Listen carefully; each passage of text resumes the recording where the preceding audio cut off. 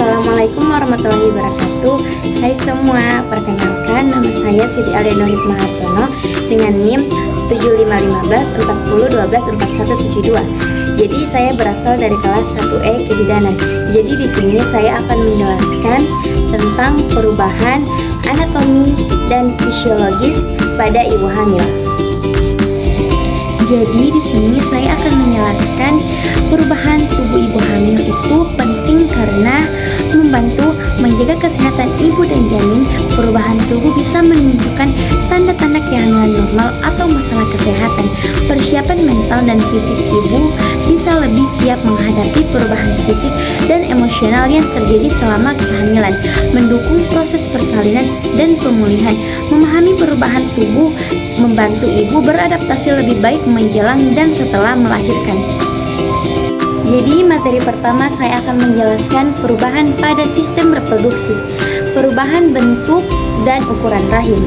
Rahim yang awalnya seukuran telur berubah menjadi jauh lebih besar untuk menampung janin yang berkembang, bisa mencapai ukuran melon pada trimester akhir. Selanjutnya ada posisi janin.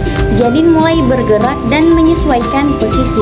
Biasanya kepala akan turun ke arah panggul menjelang persalinan. Selanjutnya ada pembesaran payudara. Payudara membesar sebagai persiapan untuk menyusui. Saluran susu dan jaringan lemak meningkat dan puting bisa menjadi lebih gelap dan sensitif. Selanjutnya ada perubahan pada sistem pencernaan. Mual dan muntah terutama pada trimester pertama akibat perubahan hormon, terutama hormon HCG. Selanjutnya ada perubahan nafsu makan, bisa meningkat atau menurun tergantung kondisi ibu hamil. Selanjutnya ada pencernaan lambat. Hormon progesteron menyebabkan otot-otot pencernaan menjadi lebih rileks sehingga pencernaan menjadi lebih lambat dan bisa menyebabkan sembelit. Selanjutnya ada perubahan pada sistem kardiovaskular. Volume darah meningkat sekitar 30-50% untuk memenuhi kebutuhan janin dan plasenta. Detak jantung meningkat sekitar 10-20 denyut per menit. Curah jantung meningkat untuk memastikan aliran darah yang cukup ke organ vital dan rahim. Yang terakhir ada perubahan psikologis.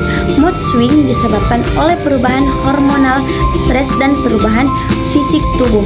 Bisa timbul kecemasan terutama terkait persiapan menjadi orang tua atau kesehatan janin. Namun juga bisa muncul perasaan bahagia dan keterkaitan emosional yang kuat terhadap janin. Perubahan pada sistem muskuloskeletal. Perubahan postur tubuh, perut yang membesar menggeser pusat gravitasi, menyebabkan postur tubuh berubah, seringkali jadi sedikit membungkuk. Pembesaran pelvis, sendi-sendi di daerah panggul menjadi lebih longgar untuk persiapan persalinan. Keluhan punggung, beban tambahan dari janin dan perubahan postur menyebabkan nyeri punggung terutama di bagian bawah.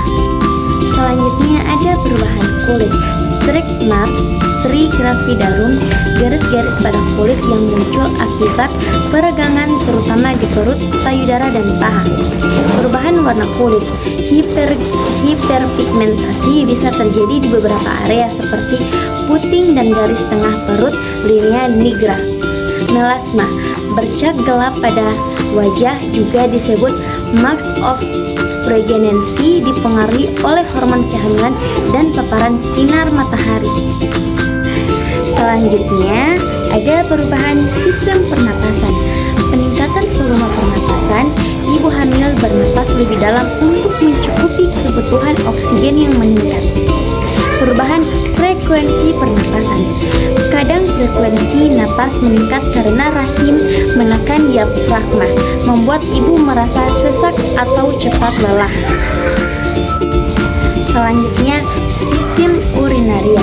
Peningkatan frekuensi BAK, buang air kecil, rahim yang membesar menekan kandung kemih ditambah meningkat aliran darah ke ginjal membuat lebih sering buang air kecil. Bahan fisiologis, hormon yang berperan progesteron meningkat secara signifikan berfungsi menjaga kehamilan dengan mengundurkan otot-otot rahim agar tidak terjadi kontraksi dini, juga memengaruhi sistem pencernaan dan menyebabkan relaksasi otot polos yang bisa memicu sembelit. Selanjutnya ada estrogen, meningkat untuk mendukung perkembangan rahim dan sirkulasi darah ke janin, juga membantu pertumbuhan payudara sebagai persiapan menyusui. Ada human chorionic gonadotropin HCG diproduksi oleh plasenta setelah implantasi merangsang ovarium untuk tetap memproduksi progesteron dan estrogen pada awal kehamilan. Kadar HCG yang tinggi sering dikaitkan dengan mual di trimester pertama. Selanjutnya ada perubahan metabolisme. Kebutuhan energi meningkat karena tubuh ibu harus mendukung pertumbuhan janin perubahan tubuhnya sendiri. Terjadi peningkatan sensitivitas terhadap insulin pada awal kehamilan, kemudian menjadi resistensi insulin di akhir di kehamilan, sehingga kadar gula darah bisa naik untuk memastikan suplai glukosa ke janin. Selanjutnya ada perubahan respirasi, peningkatan frekuensi pernapasan hiperventilasi ringan terjadi akibat peningkatan kebutuhan oksigen, volume udara yang dihirup per napas juga meningkat.